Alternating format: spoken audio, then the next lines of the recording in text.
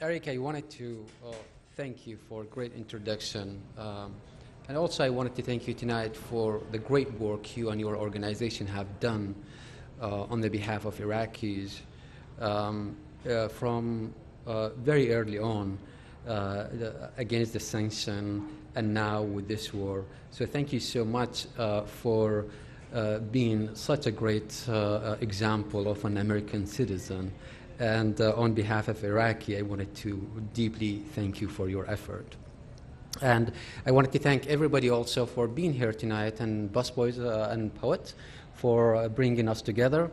The project I did in 2007, it was born out of desperation, trying to make sense of senseless war, and trying to connect two zones that are so physically divided, and the physical distance it created this disengagement.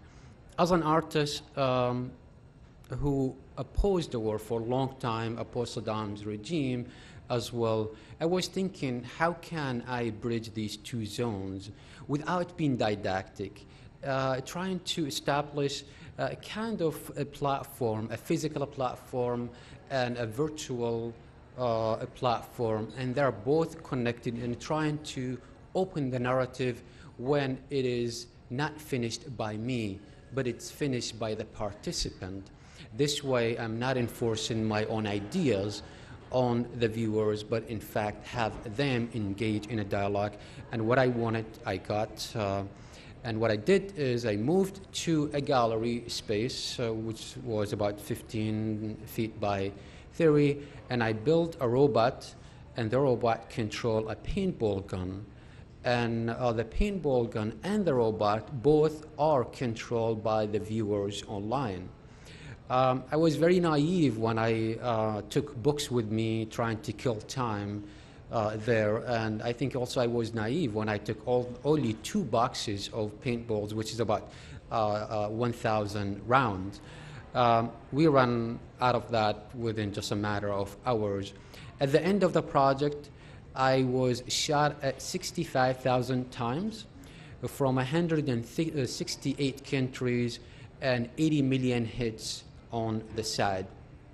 And also, one of the most remarkable things is the 3,000 pages of chat room I collected from people interacting with each other.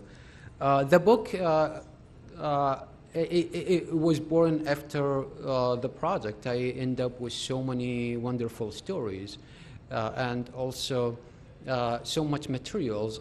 And I wanted the project to live in other people's mind. I just don't want it to be buried right away after it is done. So we start writing. I and myself and Carrie Liderson, who joined me writing the book, and we face a challenge how to eliminate this. We had so much material, how to eliminate, and luckily within a very short amount of time we were able to finish the book. But what came out of the book, or what happened at the end of the process of writing, I was not expecting at all, because I want the book to be focused on the project. But my just collaborator and my publisher said there is another story need to be told.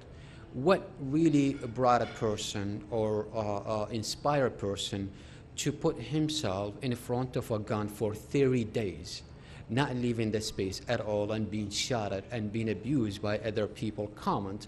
And so we end up with a parallel structure between my life story, born in Iraq and coming to United States, and what happened in the paintball. And I'm gonna read a few sections tonight, and I'll be very happy to take questions.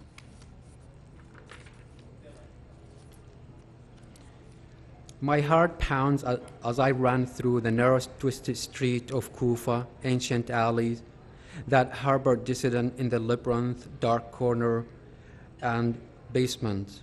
The golden afternoon light caresses the crumbling building with its warm fingers, but I don't have time to appreciate it. He is gaining on me.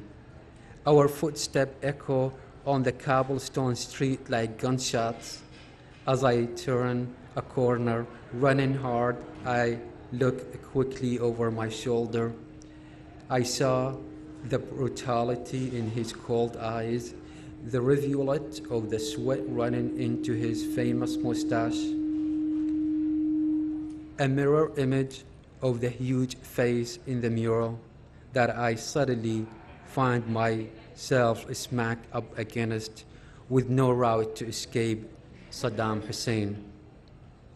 Just as the great dictator closes in on me, I jolt out of a dream. I try to sit up, but the belt fastened tight around my body holds me down in a filthy bed sheets. I'm in Kufa. I'm not in Kufa. I'm in a disheveled bed in a makeshift bedroom in a gallery in Chicago. Instead of the gentle golden light of ancient brick, I am surrounded by the walls bathed in oozing yellow slimy of thousand burst paintballs. The bang, bang, bang of the footsteps in my dream continues. It is the sound of the gun, paintball gun. It is fortunate I had the foresight to restrain myself with the belt for the few hours I sleep I have been getting each night. If I had bolted upright in bed, a paintball could have hit me squarely in the head at close range, enough to knock me out or even kill me. I took a deep breath. The rancid smell of the fish oil paint fell in my nostrils and making my lungs ache.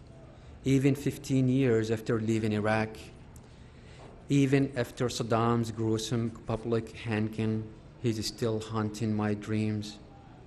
The man, all he represents, repression, manipulation, torture. But Saddam is dead. He is not the reason I'm here in self-imposed imprisonment, living in what has come to resemble a wakening nightmare.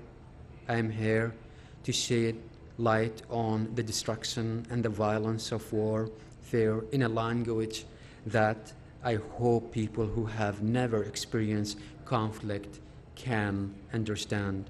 I'm here to create dialogue and build bridges, a human being to human being. And unbeknownst to myself at first, I'm also here to exorcise my own demons, the loss and the tragedy visited on my family, myself, and my people by the brutal regime and the three oil-fueled wars, and the everyday family and human tragedies that befalls us all. Bang, bang, bang, I stare at the ceiling immobilized, as if in a straitjacket by the paintball slamming into the wall above me. I close my eyes, though I know sleep won't come again, nor would I want it, lest I end up face to face with Saddam again. Disjointed memories fled through my brain like experimental movie. The penetrating eyes of my passionate and cruel father, the welcome of the grandeur of the Kufa mosque, the warmth of my grandmother's embrace, the excitement of my first solo art show at the University of Baghdad, the stench of the filthy desert gas station in Kuwait, the feel of the damn adobe between my fingers in a refugee camp in Saudi Arabia, the bustle of JFK airport as I first set foot in the United States, a lovely melancholy of New Mexico sunset, a taste of steaming Maxwell Street Polish sausage loaded with onions on a snowy Chicago Sunday, the long, numb train ride to my brother Ala's house in Detroit after I learned of our brother Haji's death.